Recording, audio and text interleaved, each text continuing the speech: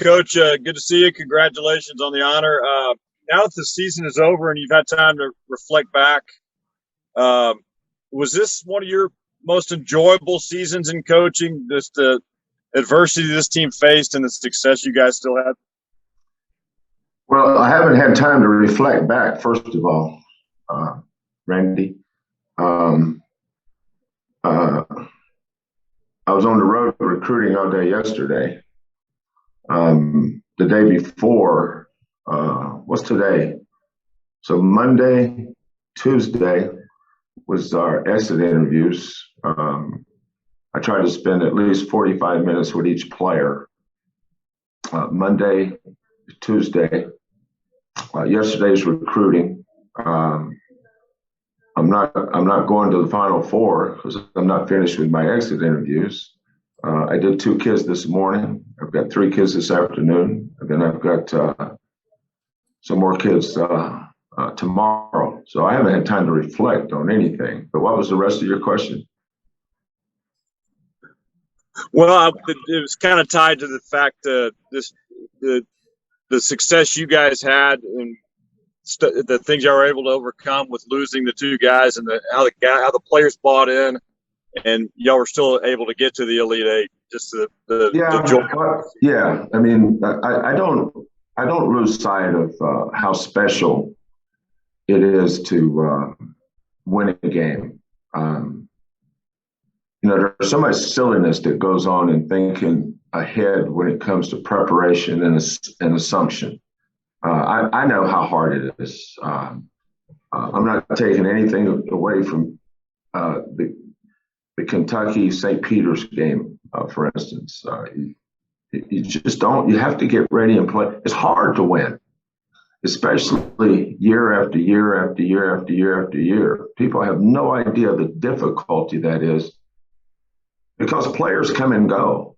Everybody's talking. Every year it's the same conversation. No, you're losing Damion Dotson. How in the world are we going to win a game? We're losing Rob Gray. Coach, how will you replace Rob Gray? Corey Davis, Armani Brooks. The world was going to end with Cougar basketball. Caleb Mills left. Oh my God, how are we going to win a game? God Almighty, aren't you worried? I never look at anything like that, but I'm not a fan. I'm not in the media. I'm actually down in the mine. It's like a coal miner. They get in those little carts and they put their helmet on, they put their light on so they can see underneath, and they go down and they go to work. I think that's the best thing we do is I don't live in a world outside of what I do. I live in my own world. I have a clear understanding of how to win a game and how to get my kids prepared to win the game. But all that comes back to the players and your staff. I have an awesome, awesome staff. I watch Kelvin, Coach Sampson, and I watch Quantas White, KC Beard, my 3 main guys. I watch them every single day. Take what I preach to the players. They're just, you have that thing with an organization where you go down to this group over and down, over and down. They're right under me, and they're great representatives of our program and our culture. And then, every year you have a new bunch, and that presents a new opportunity. Those kids that we lost last year was special. A lot of people, I keep hearing we lost Marcus and Tremont. No, we lost Quentin and Dejan. We lost Quentin, Dejan, Justin, and Bryson. We lost those 4 guys. And then this year we lost, on top of that, Marcus and Tremont. So you're trying to work a new group in that included Marcus and Tremont. Not for 1 minute did I ever prepare for them not being here. Everything we did in June, July, August, September, October was humming along. All through our scrimmage, going into November, I knew that Tremont's shoulder was progressively Well, it wasn't improving, let's just say that. So I started planning around him a little bit, but I never, ever for a minute thought about losing Marcus. Marcus was having an awesome first 12 games. I think he had made 46 threes. Everybody asking about the shooting in the Villanova game. Our best shooter was sitting over there in a sweatsuit. So yeah, we had shooting. He just didn't have it that day. Just looking back, just awesome what that bunch achieved. Anytime your legacy, people will remember you. That's a legacy, and they'll remember you for the right things. A conference. It's hard to win the conference championship. It's hard to win the tournament championship. Those two things in the same year is really hard. Very rarely do you see the same team do both in any conference. And then making the NCAA tournament, I never take that for granted. Advanced in the tournament, getting 40 minutes away from going to repeat back-to-back Final Fours. I don't even know how to react to that stuff. But Jamal Shedd's improvement was a key. Kyler and Tajay and Josh buy-in was a key. J1's continued development was a key. Learning how to play. A big decision I had to make this year that was kind of off the radar was putting J1 ahead of Reggie in the rotation. And I made that decision solely on J1's production and practice, the things that we chart every day.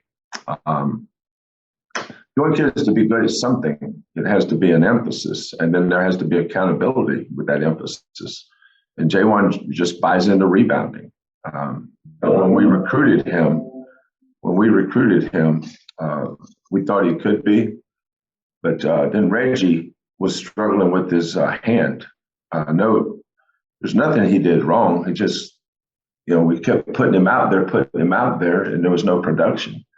And then J1 comes along, and here goes J1. And then Reggie's hand was, we were holding him out of practice every day, and then his hand started getting better. And then at the end of the year, here comes Reggie. So just riding the ups and downs, the roller coaster ride of the season. And then when it's all over, you look back, 32-6, cut 2 nets down. I'm assuming we're going to be ranked somewhere in the top 10 in the nation in the final polls. For us inside the coal mine, the workers, proud of our group, proud of our staff, proud of our players. It was an honor for me to work with this group this year. Just blessed that I have the opportunity to work with these kids, and so very proud of them. Thank you, Randy. We'll go to Matt Musil with KHOU. Matt, please go ahead with your question for Coach. Hey, Kelvin, congratulations on your latest honor. And the best visual of the day is you in the coal miner hat with the light on it. That's an awesome visual right there.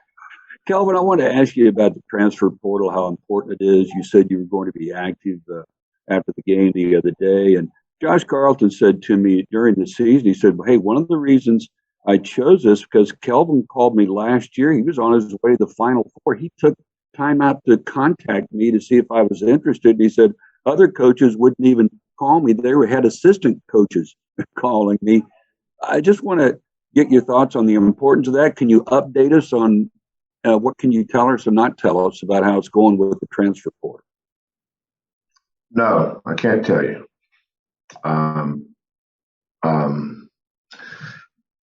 People can always speculate or guess or assume.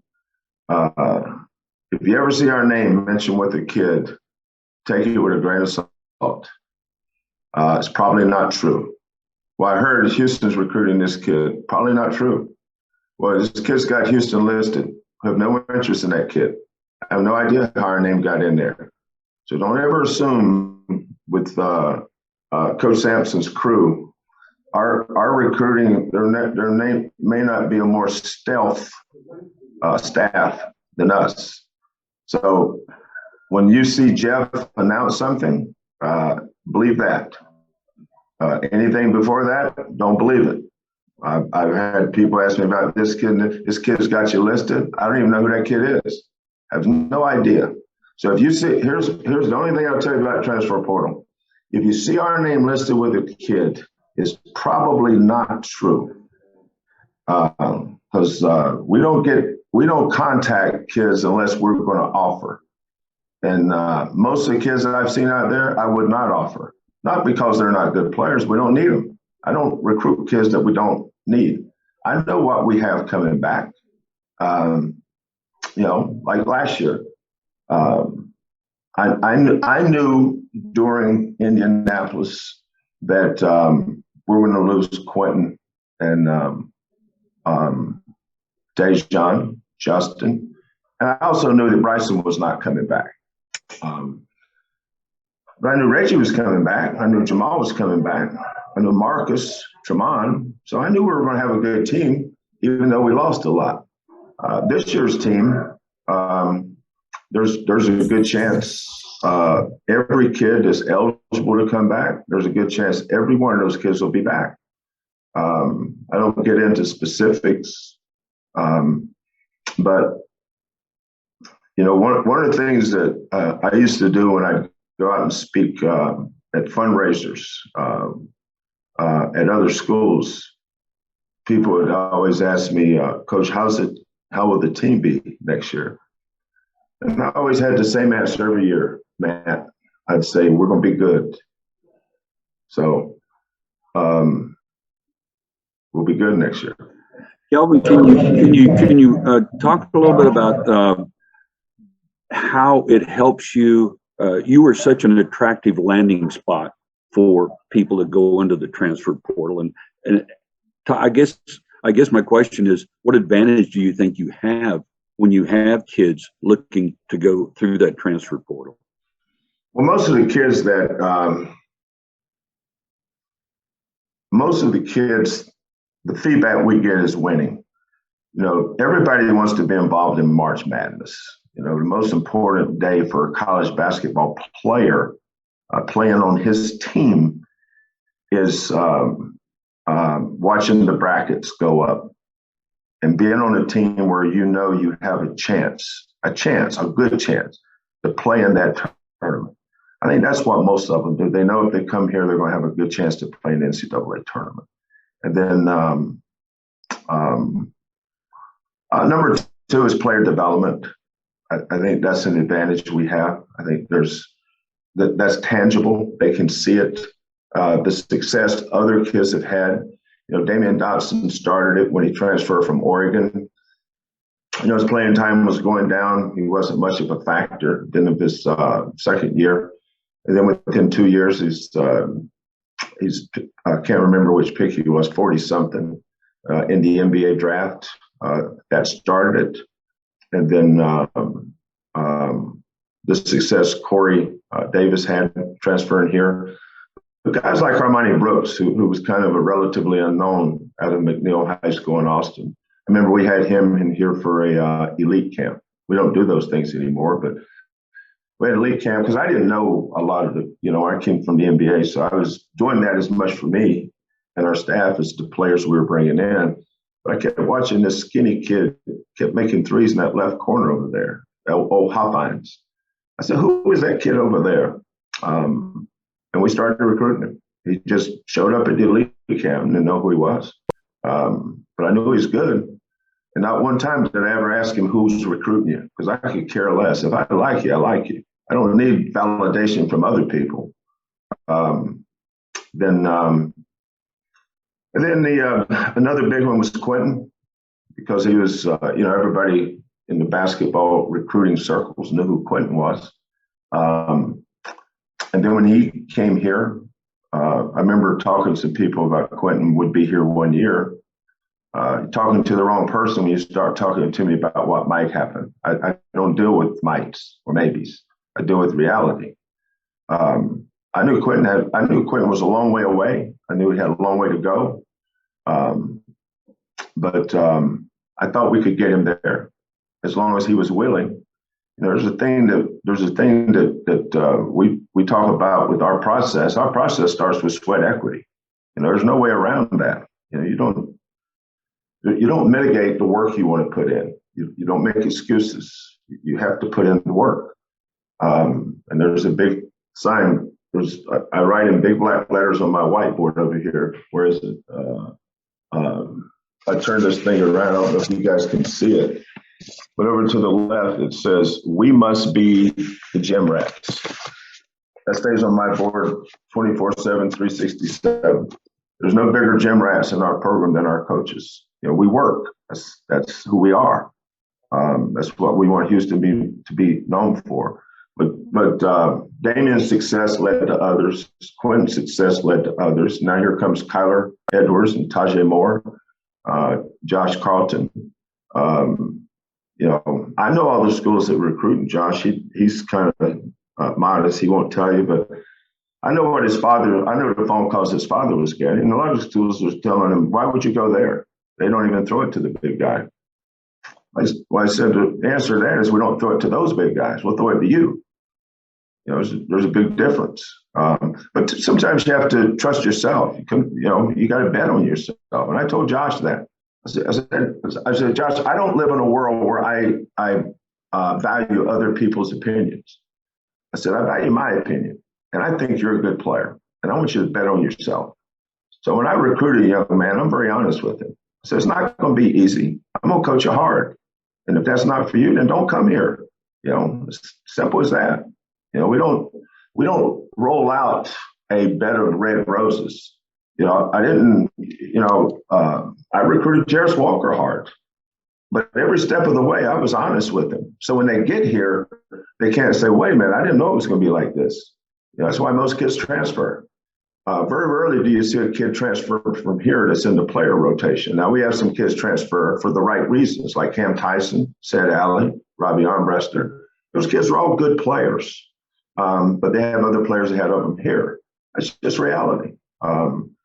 But our player development and winning, I think those are the two things that appeal to most kids. Thank you, Matt. We'll go to Chris Gardner from Houston Round Ball Review. Chris, please go ahead. Coach, how does the process work for a player who seeks feedback from the NBA? Do you do that for them? Do they do it? How does that work? No, I will not do it. They have to go through the undergraduate advisory committee, the UAC. I mean, they apply for it. Most of the information comes through our office. They have forms they have to fill out. We just email that information back. I'm trying to think who was our Dot's junior year. He went through the undergraduate advisory committee, and I always see it, what their results are. But now sometimes they'll call me. I said, no, don't call me. I'm not going to be a third party in this. Here's the number, call him. Now I had a kid that was in my office the day they called, so I just put him on speakerphone. So we listened at the same time what the results were. But I always know what the results are. I usually know what the results are before they even apply. But they need to find out, and sometimes they'll, if they got a chance to get some workouts in and go through the process, I always encourage that. That's good for them, So we have some kids that will go through the process every year. I don't think we've had it, but, when you're the second winningest program in the country over 5 years, that means you got good players. And the good players are going to know feedback. All these kids don't grow up wanting to be great college players. They all grow up wanting to play in the NBA. So once they get here, we've got five. Let's see, Damion, Quentin, Nate, Dejan. Who am I missing? Armani, Galen.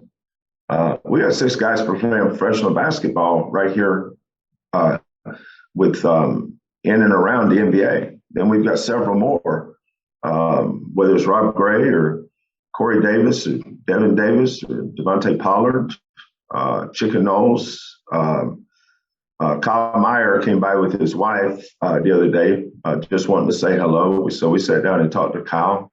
Bert Colley comes by a lot. Valentine Sagayami comes by a lot. You know, the great thing about our program is that it's all about the players for us, before, during, and after, because that's the family atmosphere that we've created. You know, we want our players here. And the thing that I'm proud of is guys like Lanny Smith, Otis Birdsong, Kim Olajuwon, Reed Geddes, Larry Michaud. I hear from those guys. Those guys reach out, and we bring them back in, because at the end of the day, this program was built by Guy B. Lewis. You know, as far as I'm concerned, he will always be the godfather. You know, somebody's got to start it. If it wasn't for Guy B. Lewis, there would not be a Kelvin Sampson. You know, I wouldn't be here. You know, you don't want to go somewhere and have to start it. You want to go somewhere where it has been done, because you know it can be done. And I felt that way about here. But the former players, the feedback we get, the pride that they have in the program, they're proud of us bringing their program back. You know, and a lot of it is emotional for them, because we've been off the grid for so long. But we've been on the grid for a long time now too. So Houston basketball is good.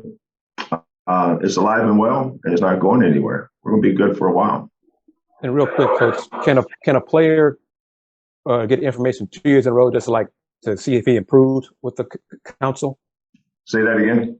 Can a player request information from the NBA more than once to see like he improved from one year to the next? Of course. Okay. Of course. They can do it once a year. Okay. You know, and they just apply for feedback. You know, kid wants feedback. Now, it's kind of silly. You know, there's some kids, you know, I'm not going to embarrass them and let them do it.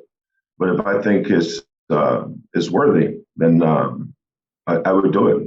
We have a lot of underclassmen on this team that would like to get feedback. Absolutely. Let's get the feedback, and then let's go from there.